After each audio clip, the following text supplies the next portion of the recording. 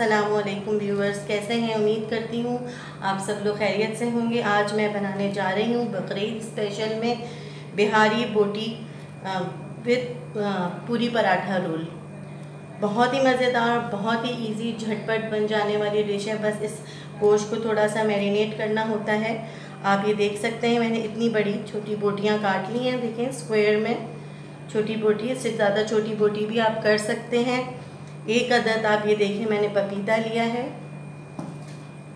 3 अदद दरमियानी प्याज बारीक काट के मैंने, आप देखिए, फ्राई कर लिए और इसको इस प्याले में निकाल लिया है। कोई से भी ब्रांड का बिहारी टिक्का मसाला आप ले सकते हैं। मैंने फुल ये 1 पैकेट लिया है। 4 टेबलस्पून मैंने ये वाले भर के दही के लिए हैं। अदरक लहसुन है, ये मैंने 3 बड़े खाने के चमचे भर के अदरक लहसुन का पेस्ट लिया है।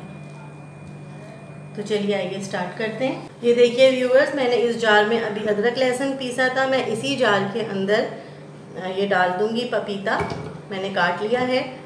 3 अदद दरमियानी प्याज जो फ्राई की थी ऑयल समेत, मैंने इस प्याले में निकाल ली थी। अब मैं ये सारा ऑयल समेत इसके अंदर मैं डाल दूंगी। अब इसको हमने कर लेना है ग्राइंड। आप ये देख सकते हैं व्यूअर्स, मैंने जो प्याज और पपीता जो ब्लेंडर में डाला था, ये देखिए आप कितनी अच्छी तरह से पिस गया है। आप बिल्कुल नहीं घबराइएगा, अगर नहीं पिसे तो आप थोड़ा सा पानी डाल सकते हैं।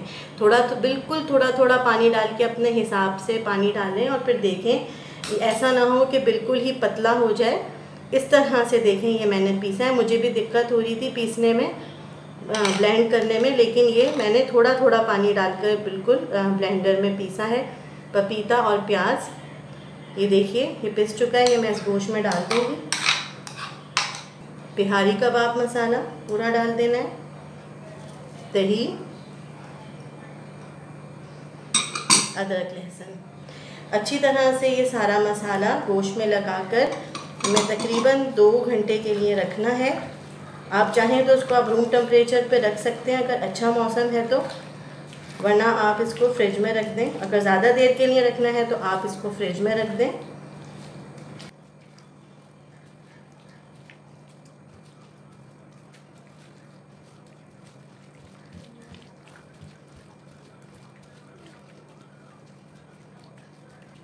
व्यूअर्स, ये रेडी हो चुका है मैरिनेशन के लिए। ये देखिए, आप इसको अच्छे से कवर करके क्लिंग पेपर से 2 घंटे के लिए रख दें।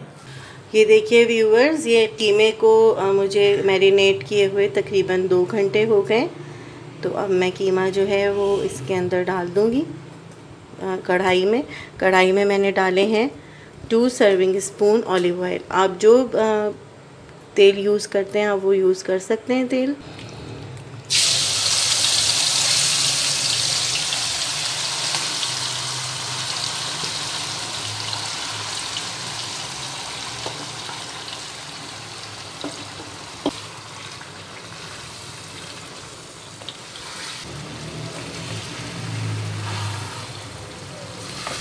व्यूअर्स, मैंने बिल्कुल तेज़ आंच की हुई है। अब मैं इसको तेज़ आंच पे पकाऊंगी, क्योंकि ये गोश्त काफ़ी पानी छोड़ेगा, तो इसका पानी भी खुश्क करना होता है।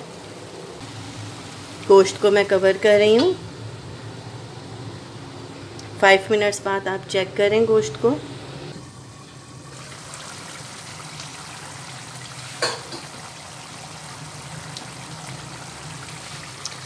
आप ये देख सकते हैं व्यूवर्स कि पानी जो है वो बिल्कुल खुश्क हो गया है और जो है मसाला भुनाई पे आ गया है।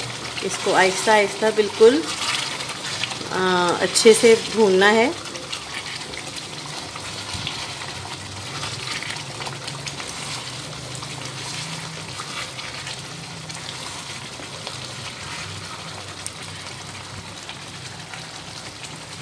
इसका ये सारा मसाला भी अच्छे से आपको खुश्क कर लेना है। इतना खुश्क कर लेना है कि सिर्फ इसमें आपको बोटियां नज़र आएँ। बोटियां भी अच्छे से गल चुकी हैं।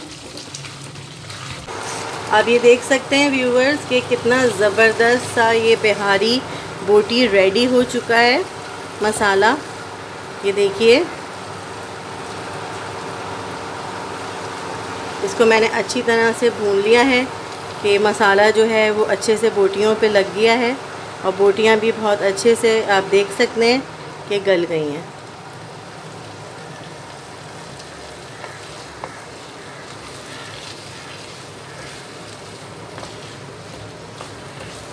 मैं चूल्हा बंद कर रही हूँ। गोश्त रेडी हो चुका है। व्यूअर्स, ये मैं पूरी पराठा बना रही हूँ। पूरी पराठा की मैं आपको रेसिपी दे चुकी हूँ।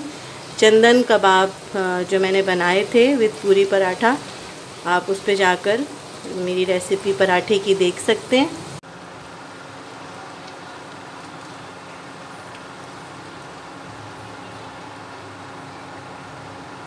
देख सकते हैं व्यूअर्स कि मैंने कोयला, दहकता हुआ कोयला डाल दिया था बिहारी बोटी मसाला में और ये बहुत अच्छा सा दम लग चुका है।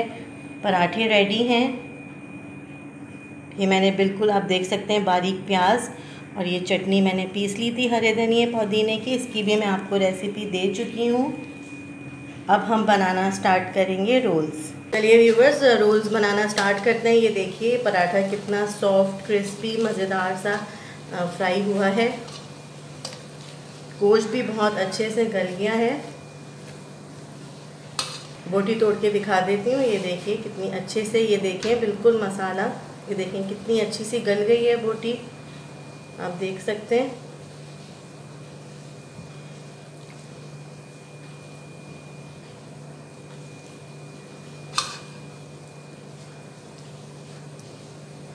अच्छे वाली प्याज डालिए, ये चटनी,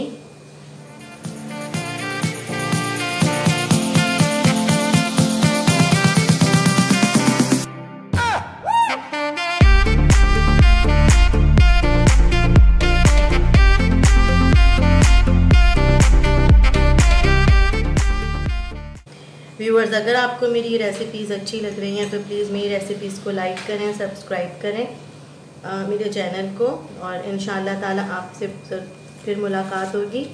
मुझे दुआओं में याद रखिएगा, अपना बहुत ख्याल रखिएगा। अल्लाह हाफ़िज़।